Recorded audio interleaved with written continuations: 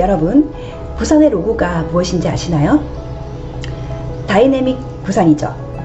부산이라는 도시는 6.25 전쟁 때 임시 수도였다가 이후 제2도시로 급격한 발전을 하였는데요. 최근에는 노인이 많고 IT 산업으로 바뀌면서 예전에 활발했던 산업들이 침체되면서 도시 전체가 위축되는 면이 있습니다. 그래서 부산을 되살리고자 하는 노력의 일환으로 여러 가지 정책을 내게 되었는데요. 그것들이 상징하는 로고가 바로 다이내믹 부산입니다. 다이내믹 부산이라는 말을 들었을 때 어떤 느낌이 드시나요? 저는 힘과 활력, 용이 하늘로 승천할 때의 에너지를 느꼈는데요. 뜬금없이 웬 다이내믹 부산 하시겠죠? 다이내믹이 바로 역동을 뜻하는 말이거든요. 정신역동이란 다이내믹 사이키아트리라고 하는데요. 인간 내부에서 일어나는 정신의 힘, 에너지, 역동을 뜻하는 것입니다. 예를 들면 내가 배가 고파서 빵을 사러 가게에 갔어요. 크림빵과 페스츄리가 있는데 둘 다 먹고 싶은데 하나만 살 수 있는 돈밖에 없다는 거죠. 이럴 때 여러분은 어떻게 하시나요? 마음의 갈등이 일어나겠죠. 엊그제 크림빵을 먹었으니 오늘은 페스츄리 먹어야지. 아니야, 난 지금 크림빵이 너무 좋아. 크림빵 먹어야지. 뭐 이렇게 갈등을 하다가 어느 하나를 결정을 딱 하고 빵을 사서 나오는데 불쌍한 거지가 빵을 좀 달라고 구걸을 해요. 그러면 어때요? 또 마음의 갈등을 막 느끼겠죠. 이러한 마음의 갈등이 내 마음속에서 한참을 휩쓸고 난 다음 어떤 결정을 하게 되는데요. 즉 인간이 어떤 행동을 하기까지 마음에서 일어나는 갈등이나 정서를 정신역동이라고 합니다. 즉 정신이 어떤 자극을 줌으로써 행동하고 그 행동이 또 정신에게 어떠한 영향을 미치는지 그 상호작용에 초점을 두는 것이라고 볼 수 있습니다.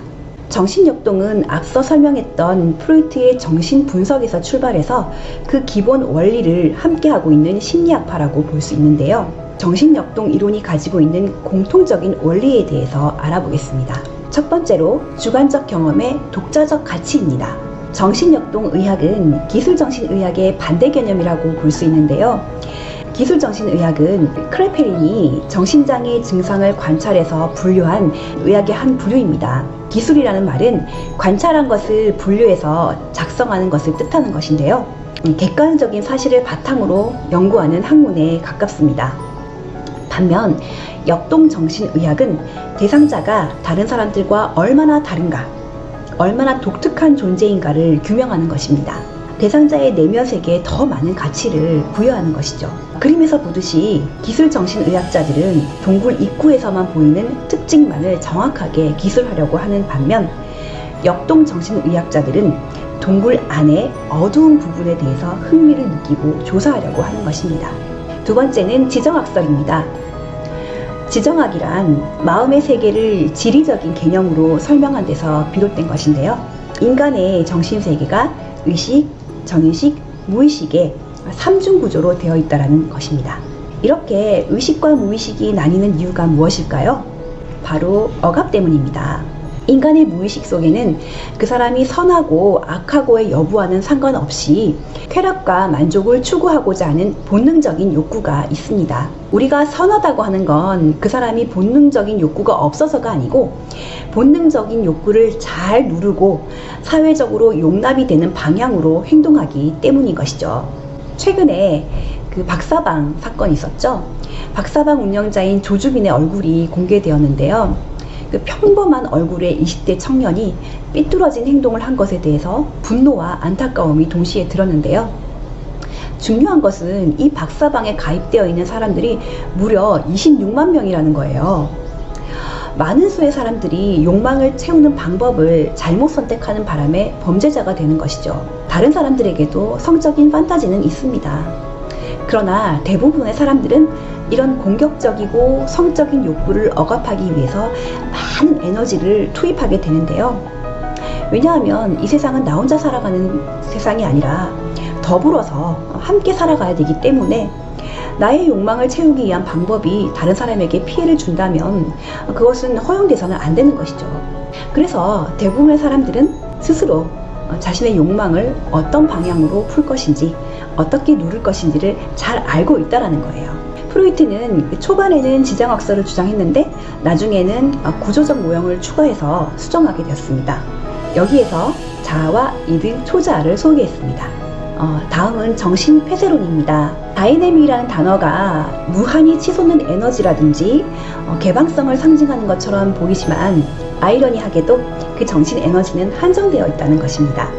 그림에서 보시면 양동이가 있는데요. 양동이를 인간의 마음이라고 한다면 그 양동이에 들어갈 수 있는 양의 물은 일정 양으로 정해져 있어요. 여기서 물이 정신적인 에너지라고 한다면 과다하게 물을 많이 쏟아 부으면 넘쳐나겠죠. 넘쳐나지 않게 하기 위해서 어떻게 해야 될까요? 아래에 있는 수도꼭지를 조금씩 틀어주는 거예요. 그래서 물이 밖으로 흘러나갈 수 있도록 해주는 겁니다.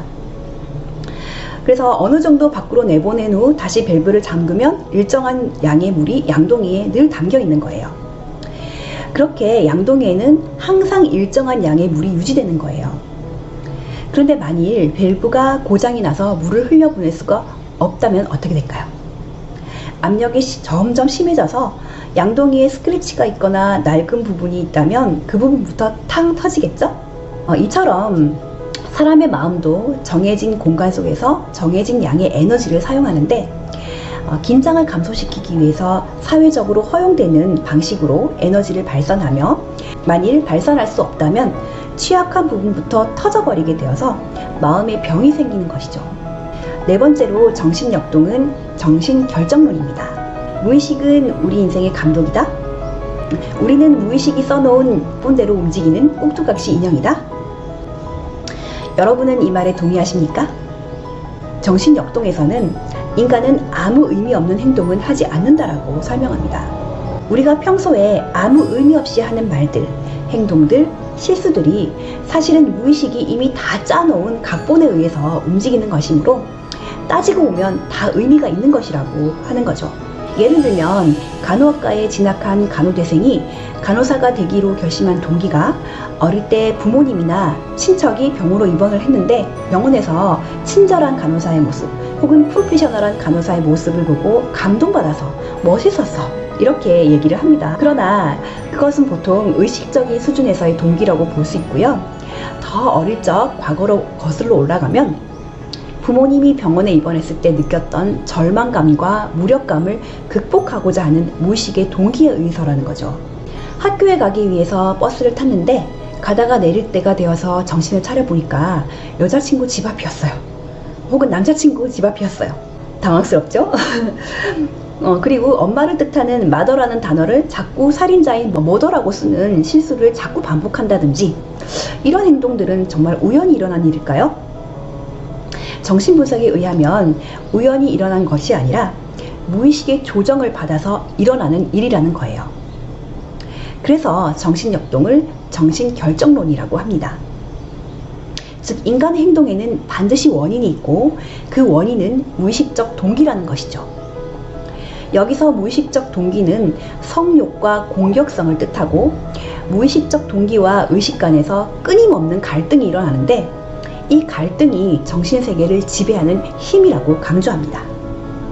그래서 이 무의식적 동기는 어릴 때의 경험에 의해서 결정된다라고 보는 것이죠. 네, 다음은 정신분석 치료 기법에 대해서 알아보겠습니다. 우선 자유현상법이 있는데요.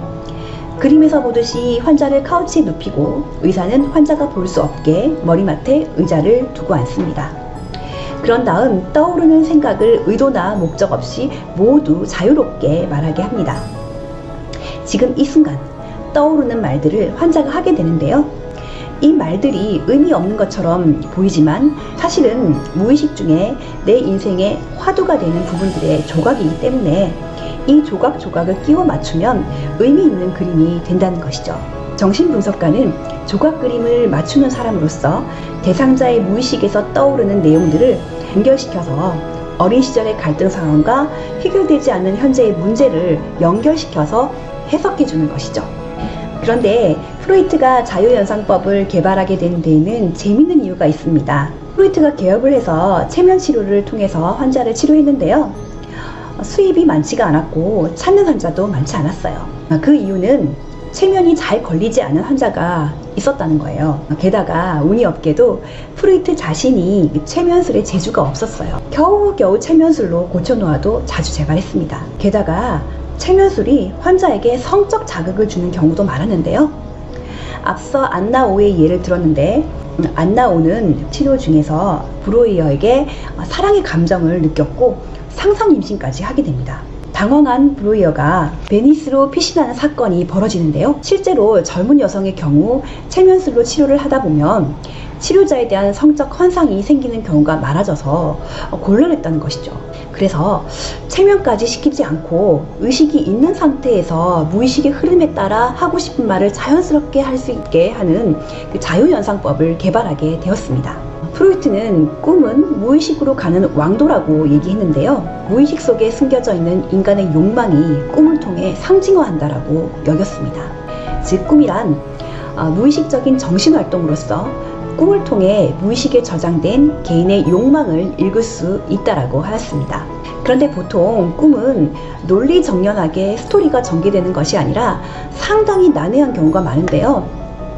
예를 들어서 주인공인 내가 학교에 앉아서 시험을 막 치는 장면이 나오다가 갑자기 괴물이 달려들어서 막 쫓기다가 절벽에서 막 떨어지는데 돼지저금통이 함께 우르르 네, 쏟아지는 꿈 같은 거예요. 예, 방금 얘기한 거는 제가 어렸을 때 꿨던 꿈인데요. 아직도 기억이 나요. 제가 생각해 봤을 때 그 당시에 제가 시험에 대한 스트레스가 좀 있었던 것 같고 그 스트레스가 괴물이 되어서 나를 막 쫓아왔던 것 같아요. 쫓기다가 절벽에 떨어졌는데 돼지저금통이 막 쏟아진 걸 보니까 시험에 대한 어떤 해피엔딩을 기대한 것이 아닌가 하는 생각이 들었어요. 이렇게 꿈이 난해한 이유는 의식이 무의식, 특히 성본능을 검열한 결과라고 보는데요. 의식으로 떠오르게 되면 곤란한 욕망들을 검사해서 의식으로 올라오지 못하도록 꾹꾹 누르기 때문에 꿈의 내용이 왜곡되고 위장된 형태로 나타나게 된다는 것입니다. 꿈은 상징의 세계로서 꿈에 나타난 배경, 인물, 행동 등을 분석함으로써 꿈 뒤에 가려진 대상자의 무의식이 말하고자 하는 것을 탐색할 수 있습니다. 다음은 전이와 역전이입니다. 전이는 치료자에 대한 환자의 감정 반응으로서 치료자 자체의 특성에 대한 반응이 아니고요. 유년기 시절 자신의 삶에 중요했던 감정이 치료자에게 옮겨지는 거예요. 즉, 치료자를 과거의 대상으로 여기는 것인데요. 전이는 치료에 도움이 될까요? 방해가 될까요? 프로이트는 처음에는 전이가 치료에 방해가 된다고 생각했어요. 전이는 일종의 저항으로서 치료자를 힘들게 하기 때문이죠. 그러나 전이를 분석해 줌으로써 현재 나의 증상이 이러이러한 어린 시절의 경험 때문이구나 라고 하는 것을 깨달으면서 그 갈등을 해소할 수 있기 때문에 오히려 유익한 도구라고 했습니다. 반대로 역전이는 환자에 대한 치료자의 감정 반응으로서 이것은 치료에 방해가 됩니다. 왜냐하면 치료자 자신의 내적 갈등이 대상자를 통해 노출된 것이기 때문에 대상자에게 부정적인 영향을 줄 수가 있어요. 그러므로 역전이는 항상 경계해야 됩니다. 다음은 통찰인데요.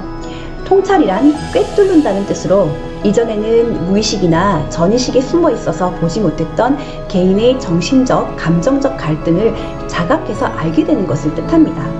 정신분석의 궁극적인 목적은 이 통찰을 얻어서 심리적으로 성숙하고 안정된 적응을 이루는 것입니다. 대부분의 그 환자들은 지적 통찰은 쉽게 얻을 수 있지만 정서적 통찰을 얻는 데는 시간이 좀 오래 걸려요.